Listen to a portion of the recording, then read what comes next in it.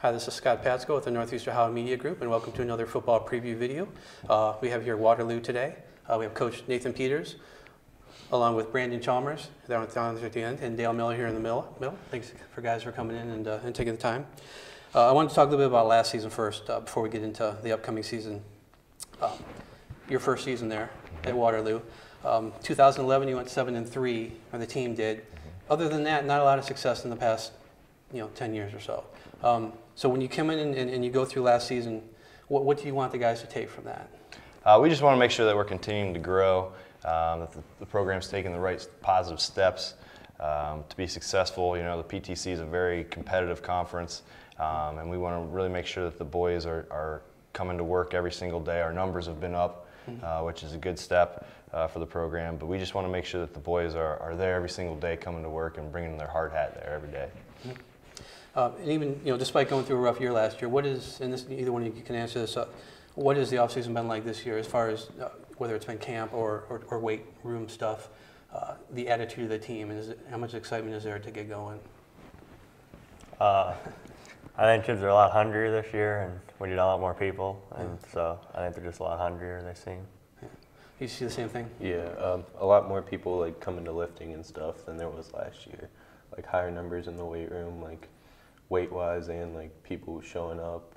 It was a lot better of an off-season going into this year than it was last year. Coach, what would you say a successful season would be for Waterloo this year? We're looking at if we can, be 500, we'll be content. But to be truly successful, we have a lot of seniors on the team this year. We have 14 seniors, and I think we really want to be 7-3 and try give it a shot to make the playoffs. I think other than Rootstown and Mogadore, you're the smallest team in the conference. And I mean, what kind of challenges does that create for you guys, or do you just try not to think about playing bigger schools all the time? We try not to think about it. We take it as a challenge. It's something that we pride ourselves on. Like I said, going to work every single day. It doesn't matter who's across from us or how big the enrollment is. We want to go out there and play Waterloo football every single night. Now, you guys said that you had more people. I think you mentioned that. Is that something that you felt you went out and recruited more and got people to actually give it a try this year? Yeah, I think so, because I would talk to a lot of people and they're buying into it, I think, hopefully. So. It's not a hard sell, or? No, I haven't a couple times talked to them. Come on. Yeah. I guess the key is keeping them. You get those kids out at the beginning of the year. Are they going to stick with it through camp and everything? So going into this year, what do you think the strengths of your team are going to be? Having the 14 seniors, we have a lot of experience back, and that's a good thing. Played a lot of juniors last year, so these guys have had a couple of seasons under their belt. We should have decent skill. Our linemen are tough. Our linemen are taking a lot of pride in being linemen, which is a good thing.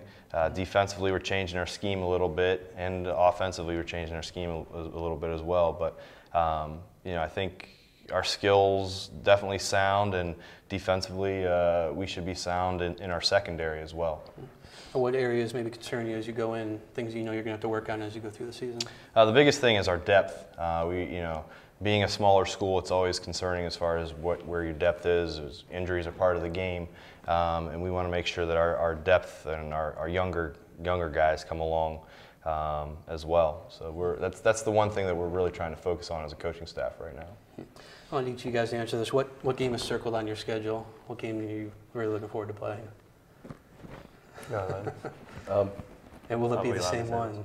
You can whoever you think it's fine with me. I'm going to have to go with Rootstown, their rival. Yeah. It's just one that you have to win. I mean, you can't really go in there taking them lightly because you know that you're going to get their best shot. So it's one that'll be. Yeah.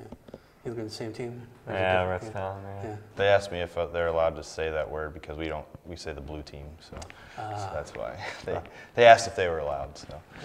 Well, you're here, so we're on neutral ground.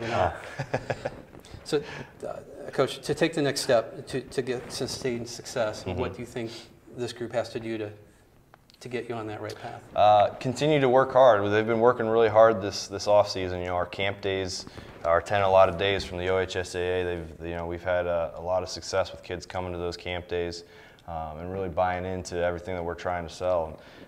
You know, we've been preaching being 1-0 in every moment. I think that's the key, is staying 1-0 at every single moment. It doesn't matter, you know, what's ahead of you or what's behind you, just play in the moment. So.